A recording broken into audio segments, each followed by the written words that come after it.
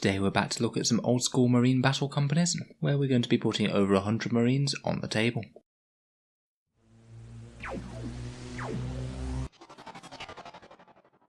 Hello and welcome back to Auspex Tactics, the strategy focused 40k channel, where we're all about getting the most out of our miniatures on the tabletop. So today's video we're going to be sharing a bunch of army lists. These ones definitely not so much competitive ones as building around a central theme challenge. That challenge is to represent a standard Space Marine battle company with 6 10-man tactical squads, 2 10-man assault squads and 2 10-man devastator squads. Then we'll be trying to get the best out of them on the board. To go along with the theme of the challenge, we're definitely going to try and make these our actual damage dealers rather than have them just be kept bare bones and escort a bunch of fighty characters, which could certainly be a viable option, particularly in armies like Blood Angels or Space Wolves, but I wanted our actual battle company to be doing the majority of the fighting.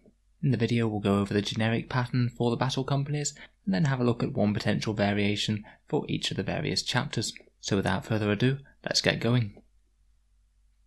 So first up, here's the standard pattern list. I've decided to organise it into 2 battalions for extra command points, and in each one we have a captain who will be upgraded to a chapter master, 2 lieutenants, and a chaplain who will be upgraded to the Master of Sanctity for extra litanies. They will all take power fists, including the chaplain, and the rest of them will also be given storm bolters, just to add to a little bit of extra anti-infantry weight of fire.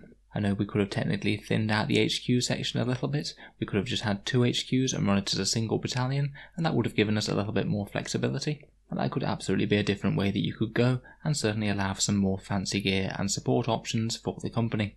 In terms of the main bulk of the forces ourselves, at the moment we just have our tactical marines equipped with a storm bolter on the sergeant each, and otherwise just equipped with bolters. We've got 2 squads of 10 assault marines with jump packs and power fists, and 2 squads of devastators who will be the primary anti-tank punch besides power fists, and each of them has 4 las cannons apiece, and the sergeant has a storm bolter, and they also have an armorium cherub for 1 additional shot. That leaves us with approximately 170 points left over to play with, so let's take a look at some of the different themes we could go for. First up we have the Ultramarines, where I've chosen to replace the Master of Sanctity with Cassius, as it's just pretty much better and doesn't cost command points to set up. We'll most certainly be taking the Seal of Oath, the relic that allows everyone within an aura to reroll wound rolls against a set target, meaning that those Devastator squads could really punish a heavy hitter straight away. And we've included a Company Ancient to allow models to shoot when they die.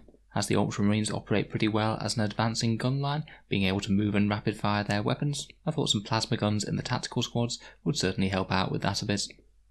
For White Scars, we're definitely going to be wanting to get up in the opponent's face, and the army is going to be led by a captain who's taken a bike, and he's got a mastercrafted weapon, and we'll have the Warlord trait Chagorian Storm for a whole ton of high damage attacks on the charge.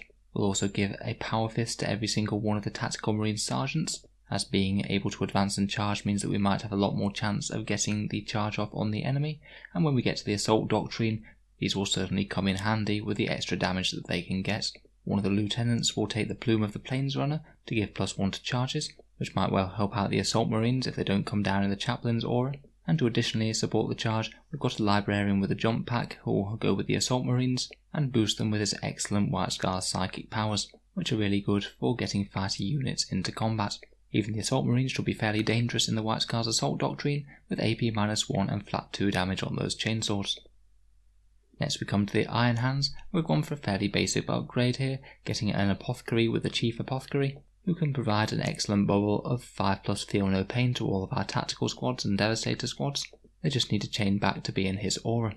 One of our characters will certainly pick up the Tempered Helm for some command point farming, and the Warlord will take targeting protocols to allow additional rerolls for the Devastators. In addition, due to their being able to move and shoot with heavy weapons in the first turn, we've picked up 4 missile launchers for the tactical squads, to help give the army a little bit more of a long-range punch as they sit back with their heavy weapons, a lot more durable to enemy firepower than most of these companies are. Next up we have the Raven Guard, who I think synergise quite well with mass light infantry, due to becoming -1 to hit when they're all in cover. The captain will plan to go for a full Alpha Strike, taking a jump pack and a mastercrafted power fist, and the Master of the Vanguard trait, which allows him to deploy himself on one of the assault marine units up the board to hopefully go for a first turn charge and cause some havoc. 2 of the tactical squads will take some plasma guns and be put in deep strike reserve to come down somewhere in the midfield and contest objectives, and the other 4 will be equipped with las cannons to better synergise with the Raven Guards hanging back, taking pot shots from cover. If we carry on to Salamanders now, I've chosen to include a drop pod for these guys, and we're packing that with a fully loaded tactical squad with a melter gun, multi-melter and combi melter. Because of their Master Artisan style rerolls, we'll share out those last cannons from the Devastators. The Devastator squads themselves will keep 2 each, but we'll put the other 4 in random tactical squads so they all get full rerolls. We'll upgrade the Assault Marines Power Fist to Thunder Hammers, as again these are extra good with the Salamander style rerolls. And we'll make our captain a lot harder to kill, souping him up with +2 toughness and -1 to wound, from a combination of a warlord trait and relic. Sorry about the lack of flame weapons in this one, it just doesn't seem very easy to deliver them, unless you're using the successor chapter trait to give them +3-inch range. Moving on, we come to the Imperial Fists, and because of their synergy with bolt weapons, we're going to give every tactical squad a heavy bolter, which will certainly synergize with their boosted damage against vehicles turn 1. We're going to upgrade one of the lieutenants to a captain, and we'll give him the Eye of Hypnoth, meaning that the vast majority of our entire gun line should be re-rolling to hit and wounds. Finally, as we have a fair few points left over, we'll then attach a Tech Marine to the Battle Company with a Thunderfire cannon to give a little bit of ignores cover, ignores line of sight support. For the Crimson Fists, we've upgraded the tactical squads quite a lot. They've also got the heavy bolters, and they'll be advancing up the field with Pedro, meaning that they'll still get a reasonable amount of hits with his Chapter Master rerolls. One of the lieutenants will also take the Damage 3 Power Fist that they have as a relic, and in addition we'll give all of the tactical marines an actual Crimson Fist with a Power Fist each, to better profit from Pedro's rerolls and his extra attacks aura. Also, if it makes much of a difference, we'll think about breaking down our 10-man squads into 5-man combat squads, to better make use of the Crimson Fist +1 to hit against hordes if we are fighting some hordes where this will count. Next up we have Black Templars. The chaplain is going to be replaced by the excellent Chaplain Grimaldus. The tactical squads will be replaced by Crusader squads, and we'll take a Power Fist in each one of those. And we'll flesh out these Crusader squads by scattering in 9 neophytes to various units, meaning that we'll have a decent numerical advantage on the board. I'd certainly be considering the Crusader helm as an upgrade to get them across the board a little faster, and use the Assault Doctrine, and we'll also drop one of the lieutenants and include the Emperor's Champion instead, because we really don't want to pass him up when you're playing Black Templars.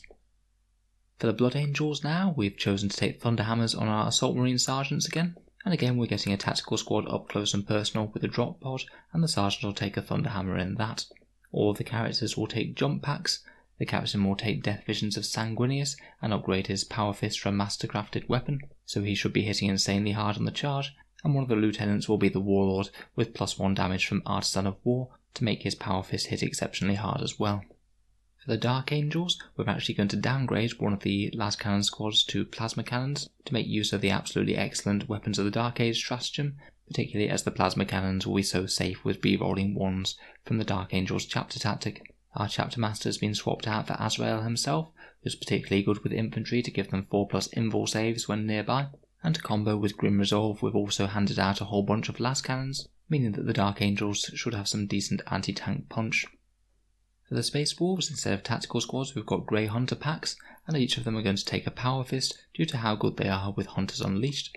One of the lieutenants is going to be upgraded to Arjak Rockfist, who will deep strike him with his Terminator armor and Thunderhammer, and hopefully try and seek out some characters and vehicles who he is particularly good against, and just be a tanky and dangerous distraction threat. The Long Fangs can't take 10 men in the unit to tank, so instead we'll just include another Grey Hunter pack instead of the extra men, and take a Wolfguard pack leader with a Storm Bolter and Storm Shield to tank hits on the Long Fan Las Cannons and hopefully keep them safe. One of the characters will definitely be rocking a Mastercrafted Weapon, and we'll have a low threshold for using fancy stratagems on the characters in close combat. Finally, and a little bit more experimentally, we have 100 Death Watch Marines. Now, I was really quite strapped for points with these as they cost a fair bit more than standard Space Marines, so instead we've got 1 battalion and then 2 auxiliary support choices to include more veteran teams. The battalion's taken a Watchmaster and Jump Pack Watch Captain with a Power Fist and a Storm Bolter, and then we have 8 identical units of veterans, each of which have a Power Fist. 5 of them have Storm Bolters, and 5 of them have Storm Shields to tank wounds on those durable 3+ invul saves.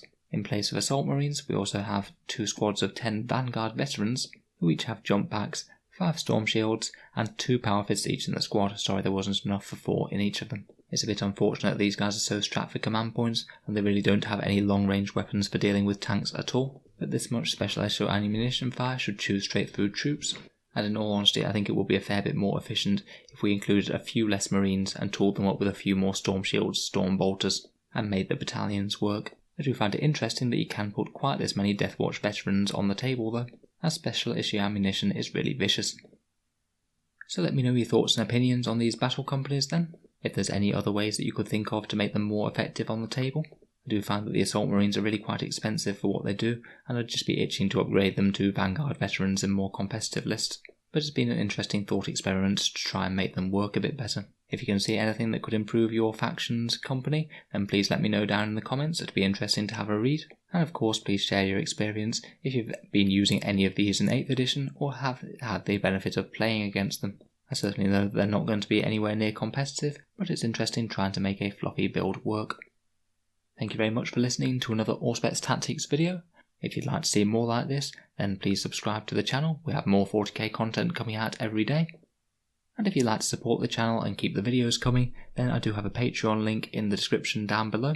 Making these videos takes quite a long time, so if you are watching regularly, then any support is greatly appreciated, as it's what allows this channel to keep on going. A massive thank you to all of my Patreon supporters who help make this possible. You guys are amazing. In any case, thanks for listening, and I'll hope to see you guys next time.